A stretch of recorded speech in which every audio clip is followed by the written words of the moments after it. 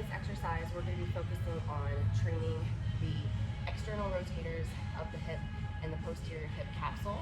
We're going to use the incline bench to block and to use as a place to drive forces into. The angle of the incline bench is going to be determined by what hip angle we can manage here. So if we could drop this lower, then we could lower the incline bench and match up here. But if all we have is something closer to this, we're going to raise up the bench so that we're working in a supported position, because we want to be nice and stable. We want to be able to focus on just training this hip tissue in the back. So set yourself up where you're at about a 90-degree angle here with your hip. Foot is going to be flexed. If you need to build yourself up with a block or something down here, you can do that to get a more advantageous hip angle here.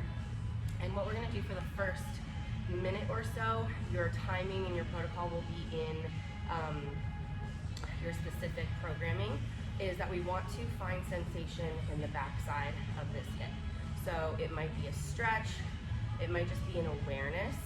If you feel no sensation, try to manipulate the angle of your pelvis, maybe by arching your tailbone and pushing your belly button forward. That's going to put a lot of this tissue on stretch, and so you'll be able to find it a little bit more readily.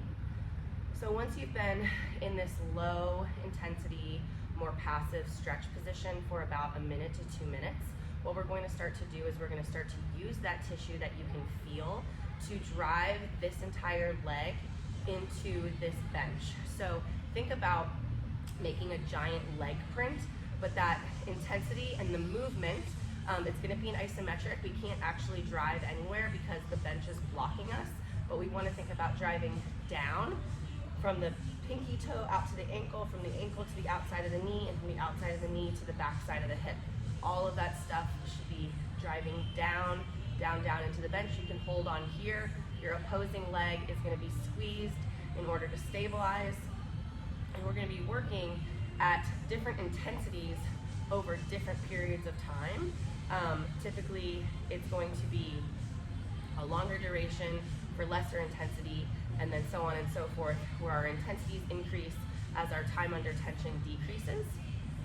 And when we get in and out of this, we want to gradually contract and push into this, and then when it's time to get out, we want to gradually relax. And if you get any closing ankle hip pain in the front, you need to step back and open up this angle, or let me know. Scrap the exercise entirely, but any other sensations are safe. Stretching, burning, blocking, pins and needles, effort, that kind of thing is all okay when we're in this setup.